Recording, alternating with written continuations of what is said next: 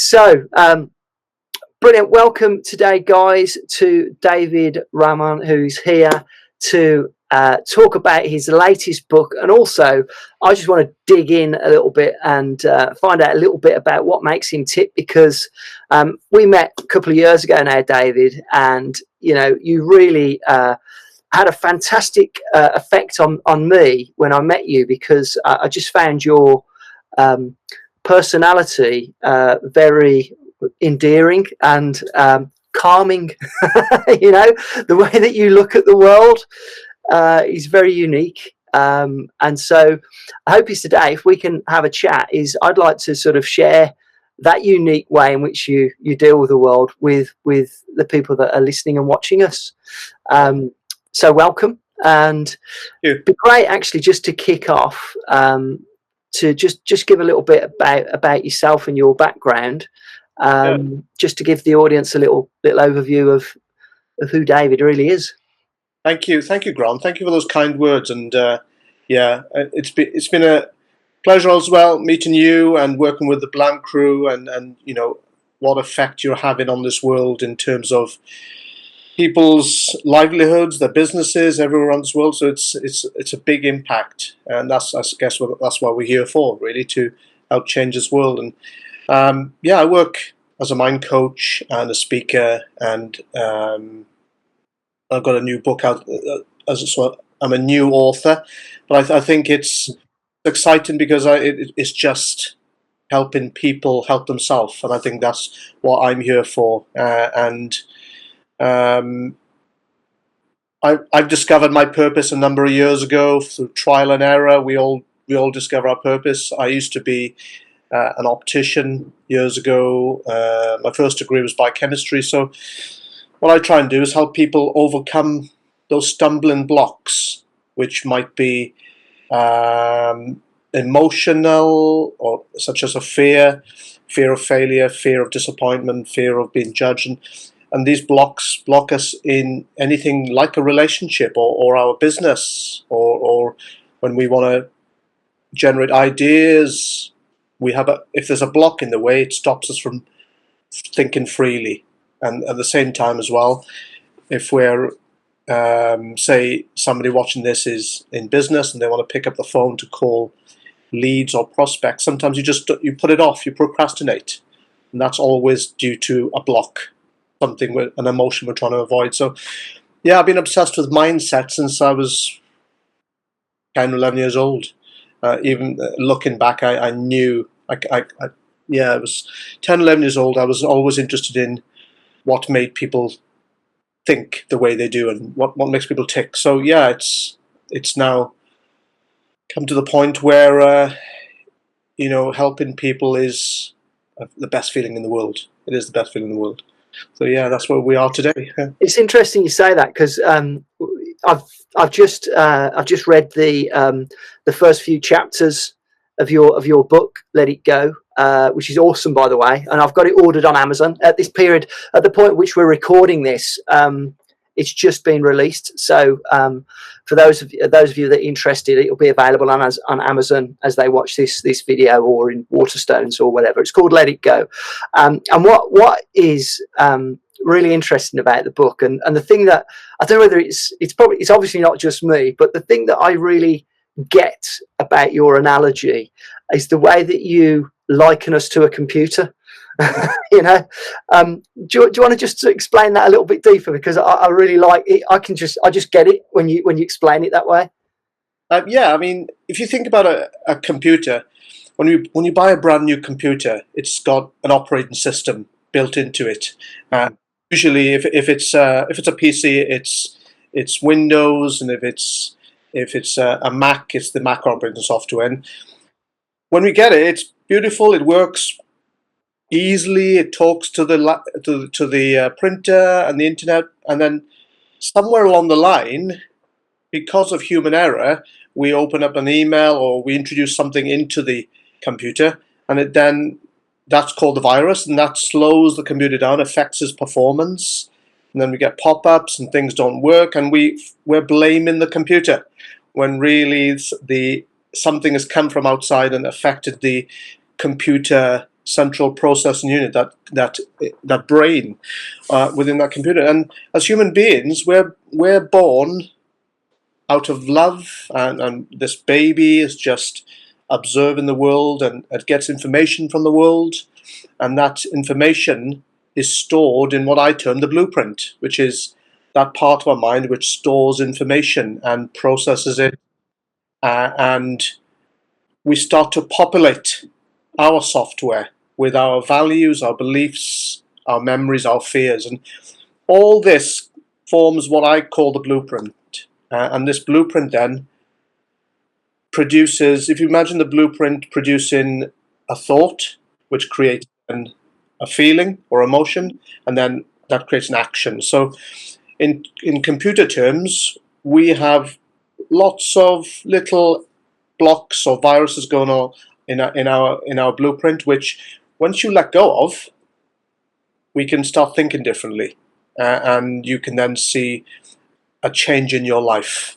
So you won't need validation, you won't need to people please, you won't procrastinate, because you've identified the way you're thinking, and then you want to change that straight away. So yeah, in terms of the computer analogy, we have all these bugs which, when we get out of our system, we can change our life, and our business in this case. Yeah.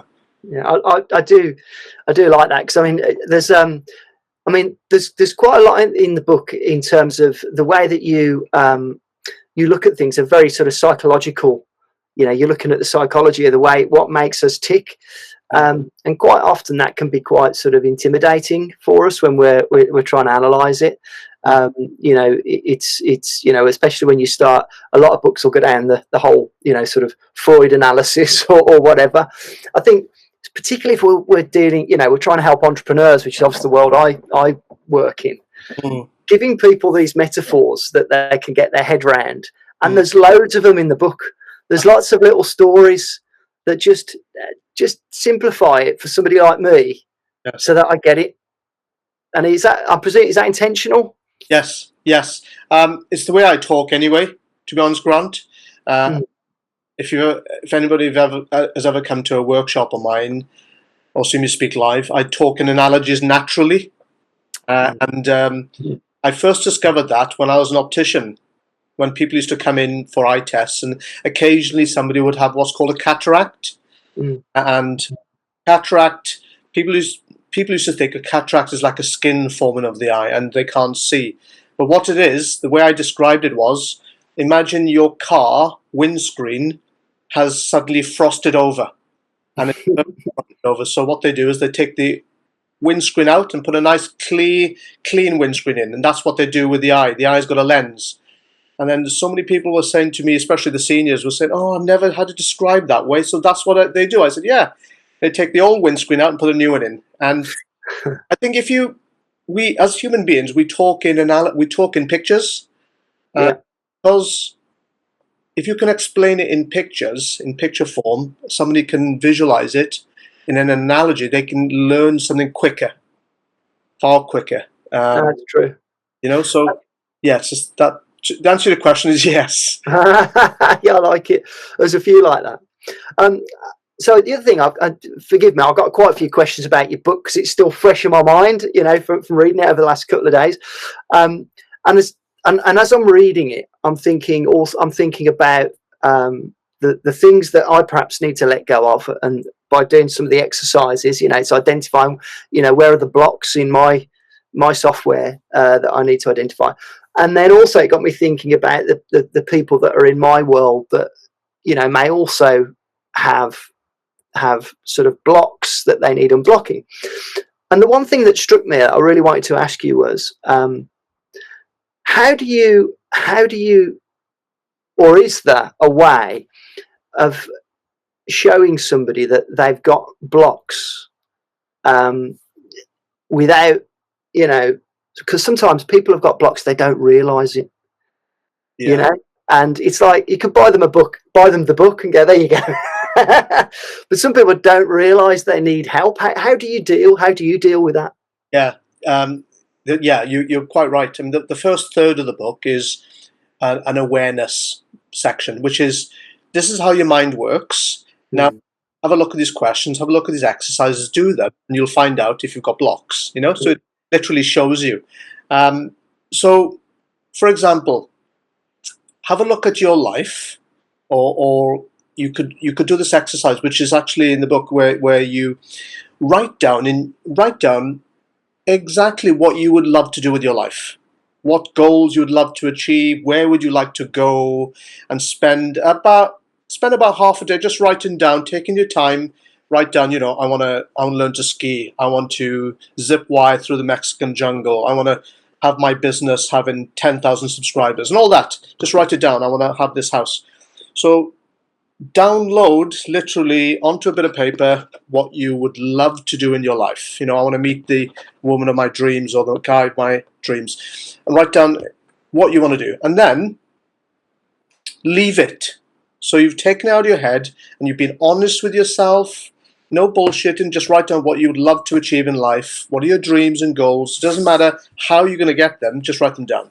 So that's the first thing, awareness. And the second step for this awareness exercise is the very next day to write down what's stopping you from achieving it, or what stopped you so far from achieving it. So, for example, you might say that I want to get 10,000 subscribers, and what's in your head, and then the answer to that would be 10,000. You might be thinking, I don't have enough resources, or I don't have enough people, or I don't have enough money. What's actually on your mind that's stopping you doing that? Mm-hmm. It could be you want to travel to Cuba, and you want to learn to Cuban dance.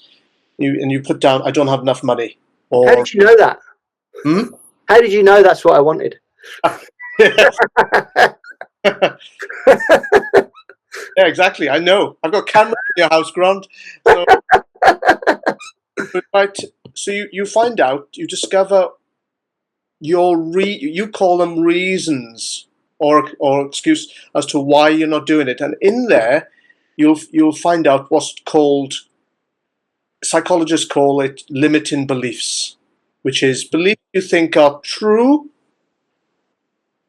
but they're not. But you've made them true, and they're so true that you actually follow them through. So it might be something in there saying that you don't think you're smart enough. So you'll write, well, I'm not that clever, because one of your things could be, I want to write a book, and then next to it, the next day, you've written down, well, how am I ever going to get a publisher? And I don't have it in me to write a book. It sounds nice, but so you find out your limiting beliefs, your blocks, because it's in that phrase, limiting beliefs, and we have to overcome them, because if we don't, it's just going to take us a lot longer to achieve our goals, or we never ever get round to doing them because we think we're not good enough in that respect. So that's one way of doing it, where you look at it and then you have to acknowledge it, then say, well, actually, yeah, I do have blocks. Because the greatest thing we can do is acknowledge it and respect it and say, okay, I've got blocks. Because when you do that, you have the starting point where you can make a change if you want to. You've just got to admit it to yourself, and acknowledge, rather than put it under the rug and trip up on it another time. Just get it out in the open. Yeah. So these exercises are key then, aren't they? I think for people to be able to, do that. I call it navel gazing, but isn't that often? Do you find this though? There are these tools that you've put in place, and there's lots of tools out there that can help us sort of get under the bonnet of what we're really thinking. But a lot of people avoid it for different reasons, don't they? So, for example, it might be that they don't want to go there because they're worried what they might find. For somebody like myself, I think for many years ago, particularly when I started on my entrepreneurial journey, a lot of these kind of tools like the one you've just described, I felt were too self-indulgent and time-consuming and not important enough to do, because I had so much of the stuff I needed to do. Where the truth is, tools like that one you've just explained are probably the most important thing you can do. Yeah, absolutely. And you're right, Grant. People look at it as, oh, I've got to work on myself. Oh, I haven't got time to do that, you know? But what I look at it is, imagine your life and business is the house. The foundation it's built on has to be strong. And that's your mindset. It has to be strong. Because if it's strong, you can build as big a house as you want to, you know, and you can just build up and build around it. If your mindset, that foundation is weak, uh, you're just going to build a shaky house, which is potentially can fall down. So all it is I believe every day, work on yourself 80%. Work on yourself 80%. And then the rest of your life 20%. Just work on yourself, because that's going to allow you to go faster. Because if anybody out there is watching this and think about the last year of your life, how many days or how many hours or minutes have you wasted, say, procrastinating, people pleasing, putting things off, delaying, being distracted? How many hours have you wasted when that was only due to the mindset? And then if you hadn't, if your mindset was there and strong in place, you wouldn't have wasted all that time. So really, time you spend on creating a strong mindset is going to help you eradicate all that wasted time that you wasted. So you're investing in your own time by working on your mindset. So there are many ways of doing it, and you know, the book is just peppered with tools that people can refer back to, which I love. That's why I love about it, because there's nothing worse than looking for a tool or strategy that you would love to access again, but you don't know where it is. But in the book, you can just go straight to it and replay it in August this year coming up, or September, and refresh your mind, because we need to refresh all the time. It's just, again, a computer analogy. We need to refresh. If we're working on our body, we go to the gym, eventually our body does change because we're working on it, we're providing it with good nutrients and liquids, water, and we're working out, and the body changes and it becomes stronger and faster and fitter. But the mind, because the mind is invisible, we can't see it, we ignore it. But people spend so much time dieting, working out, and then stopping when they see results. But the mind has to be worked on every day. And if you work on it every day, you'll stand more of a chance of getting to where you want to quicker. Yeah, that's it. It's like a muscle, isn't it? And you know, use it or lose it. It's the same thing, isn't it? You've got to always. I mean, it goes back to that analogy, doesn't it? You know, particularly in the business world, they say, you know, work on the owner, Yes. not the business. You know, if you work on the owner and get the owner right, you know, you're gonna see yourself prosper. And you know, so many of the super successful people that I you know study, they're all about personal development. Yes. You know, all about personal development. You know, and that's what this book's all about, isn't it? Yes. Yeah. I mean, you know, you stand with a strong mindset. You can deal with rejection. You can deal with failure. You can deal with, because there are fears of all the aforementioned, and you're just building that mental muscle for when the shit hits the fan. You'll be able to get back up quickly and start running again. Whereas perhaps your competitor will just be on the floor, lying there. So it's really about, yeah, work on yourself 80% of the time. Just work.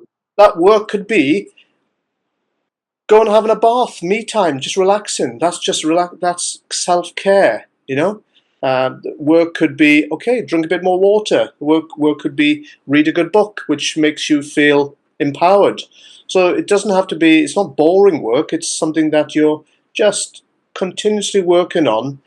I mean, I would say per day, if somebody could work on themselves a little bit in the morning, a little bit at lunchtime, a little bit in the afternoon, a little bit in the evening. It's only little bits, and that would be 20 minutes to half an hour in the morning, just working yourself. It could be a bit of meditation, could be a bit of journaling, a bit of self-reflection. You could answer one question, which is, what did I do? What did I not achieve yesterday that I really want to improve on today? So it could be, Yesterday I wasn't a very good listener. Today I want to be a much better listener to my clients. Simple things like that make a massive difference, Grant.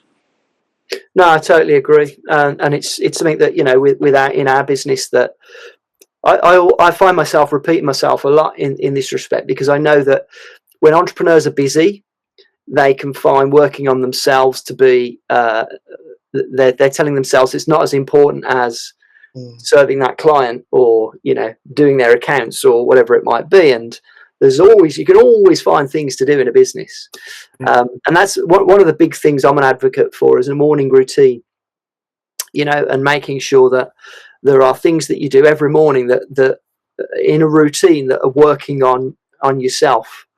And you know what? It's so easy to fall out of that habit. It's so, especially this time of year. We're recording this during the Christmas, in between Christmas and New Year. And it's easy to fall out of those habits, isn't it? Yes, very easy. Interesting you should say journaling. I mean, one thing I do, I've got a book here that I use, and every day, I write down my goals. Right. And I repeat that every single day, and there's pages here of doing it over and over again. But if I don't concentrate or diarize it, it's easy to fall out of the habit. And I'm guessing that some of the tools that you can apply can do the same. What advice do you give to try and keep people to get them in the habit of looking after themselves? Yeah. When we learned to brush our teeth, we were told what would happen if you don't brush your teeth. Yeah. Quite dramatic. And I think now, if you want to have a morning mindset, I call it the morning mindset, and a little routine, think of it as like a superpower for the day. It's going to allow you to think and feel so much better and operate at a high level continuously. Whereas if you don't do it, then you might still continue at a high level, but there could be more days where you don't. So this is allowing you to immediately operate at a good level. So say you're in business and you want to show up every day for your clients with a good energy about you, because clients pick up on our energy. Wait, if you're on the phone, they can pick up if you're feeling down. You can't hide it, because our voice is energy coming down the phone line.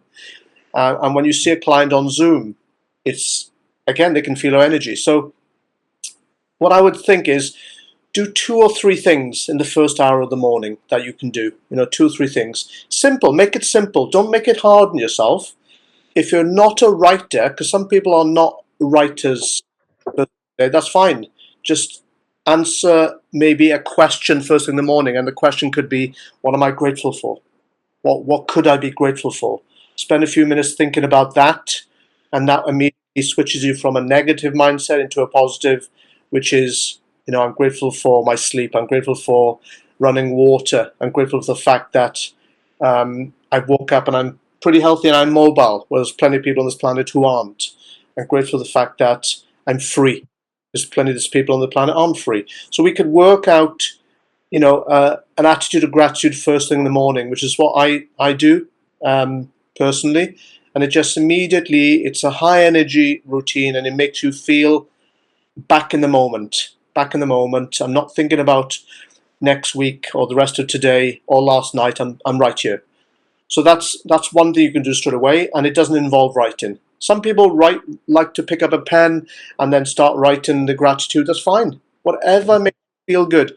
Because I always say to people, don't listen to everything everyone says, because it may not be for you. It's very true. If writers in the few don't do it, if it's for you, do it. I have journals. My journal is not here behind me, so I love journals. And then as Grant is talked about writing his goal in his journal, that's a fantastic way of reminding yourself, why are you doing it? Why am I doing it? You're focused. Another thing which is really, really I'm keen to do every day is exercise. A little bit of exercise. So somebody out there, myself, I've got 3 kids, got no time for exercise. But there are 1,440 minutes in the day. You can make time for a little bit of exercise. And there are apps out there. So on your smartphone, there's an app called Tabata. Tabata training is 4 minutes of HIT, high intensity exercise. So that 4 minutes will allow you to do particular exercises with a timer on. That's better than nothing. You've done something, and when you're doing these things, you're immediately feeling good, really feeling good. You've done exercise, can't lie about that. You've done the gratitude, and then you might think, then right, okay, I'm going to be in the shower and I'm going to think about my goals. So you're in the shower, you think about goals. Why are you doing your goals? Why am I doing the goals? What's it going to give my family? So immediately your mindset is changing first thing. So there's just 3 simple things you can do in the first hour to help you, just to help get you going. And they are no, what can I say? They're not time intensive, and you haven't killed yourself doing it, and you're not bored doing it. Yeah. One of the things I remember, we talked about this about a year ago. Do you still do the cold shower? Yeah. So it's based on the work by Wim Hof, where you get in the shower, and if somebody out there has never tried it, then just try it with 10 seconds. 10 seconds, have your hot shower, and right at the end, put on the cold shower, make sure it's cold, and then feel it on your head. And science has looked at what does it do to your body, and it improves your immune system. So it starts activation of white blood cells, T macrophages, so that they start gobbling up bacteria and cellular invaders.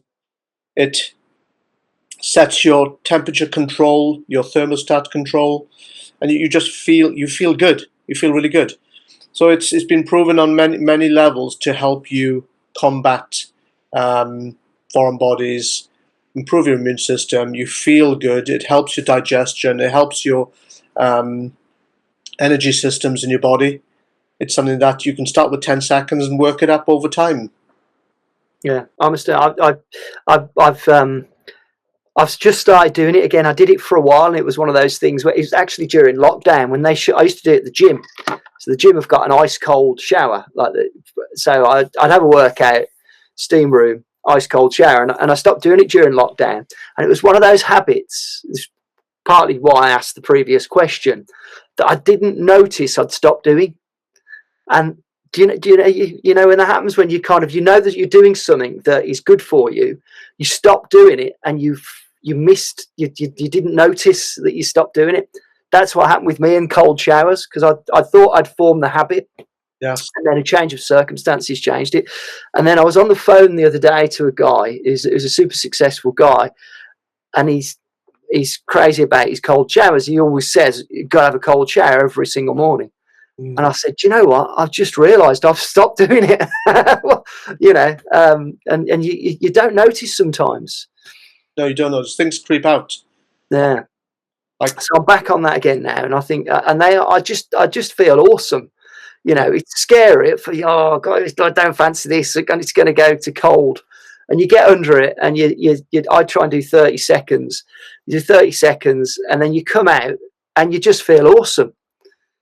Yes. You don't feel the cold. You feel warm. Yeah, it's true. Because the body, funny enough, the body tries to heat itself up. Yeah. You've been in the cold, so it will try and heat itself up. You feel good. You feel refreshed. You feel alive. And if you've got less hair like me, then you really feel it. Yeah. But if somebody out there is worried about it, just try it. 5-10 seconds. Try it and build it.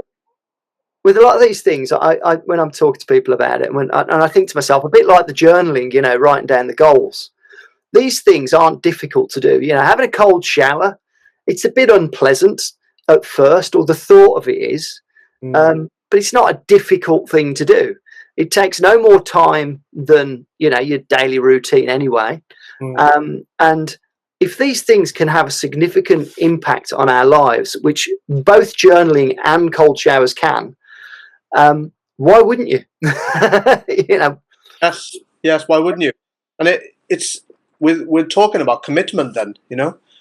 I would say to to the business owners, is your problem with commitment, or greater? Is your problem greater than your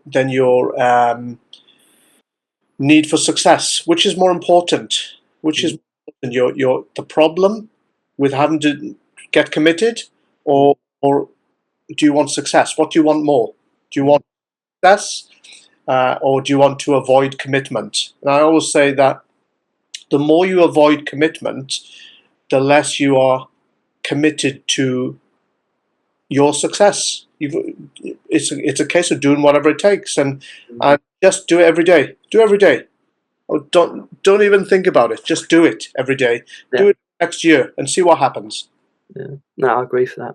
Which leads on nicely, actually. One of the things that I wanted to ask you that I don't know the answer to this, but what is your definition of success for you?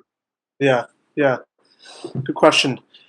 For me, success is living life um, according to what you were put here on the planet for, in terms of your purpose. So success is not necessarily money. That's a byproduct of success. So your success, that comes with it. Success is for me, success is waking up every day and doing what you love in life, and really enjoying your day with the people around you. I think if you woke up every day and you woke up doing what you wanted, but you didn't have that connection and love around you, I don't believe you're successful. I believe success is like a universe. In your life, success is you at the center, and then your purpose. Are you living it, and serving the community, and then how it impacts on everyone around you? And I think for me, success is multi-layered. It's what we're bringing to the world. Mm. There are plenty of people I know who are very successful, very rich, but they feel empty inside. So Yeah. they don't believe they're successful. So Yeah, it is weird. It's a strange thing, isn't it? Because I suppose in the business world, most people associate success with money. But when you speak to people who have made a lot of money, they'll have a different opinion on it. yes, yes, yes. When you have more money, you have bigger problems. That's it. Mm. That's what comes with it, and bigger challenges. But again, for me, it's waking up in the morning and you're happy and you're feeling fulfilled. Mm. Feeling I'm doing a good job, and it's impacting on people, and I've got these people around me who are connected with me, and that's for me success. It's more than just one people. It's your whole network and family around you. Mm. Awesome. Well, we're recording this. What day is it today? Is it the 28th? Yes, 29th. 29th, yeah, 29th. Yeah, 29th. You lose track, don't you? So it's the 29th of December as we're recording this. So we're at that time of year where everybody starts thinking about, New Year's resolutions, setting goals, all that kind of stuff. Have you got a process that you advocate in terms of setting goals or planning for the new year? Yeah. Well, I tend to look at what I'm going to look for in the next 2 years. So I don't wait for the new year. I just keep on building my goals as I go along. So I know my goals. Mm. What I would say to someone is, if they've come to the new year, they don't have any goals, then before the new year, so as of now, if they were watching this now, then I would be thinking about, again, getting a piece of paper, getting your pen, and then writing down specific goals for specific areas of your life. So look at the health of your life, and that includes your body, your nutrition, and look at what you want to achieve this year. Look at your business or your career. Look at your finances. Look at your travel, if you like to travel. Look at your fun. I always look at it as fun. Make sure you have fun in your life, and look at your personal growth. So certain areas of your life that you mark down, and write down what you would like to achieve in this calendar year or in this next 2 years. And then for each of the goals, work backwards as to how you would like to achieve it.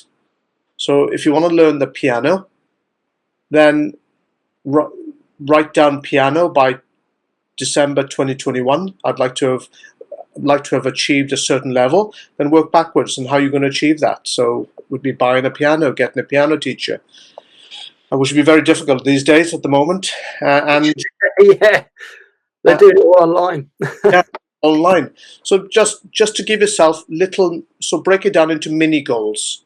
So you've got your goals created for the year, so that you're almost on autopilot going through those goals, rather than being enveloped by this big, huge goal. And you say to yourself, I don't know where to start.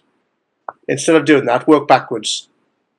Yeah, I think that's good advice, isn't it? Because sometimes when we set our goals, they can feel too far out of reach.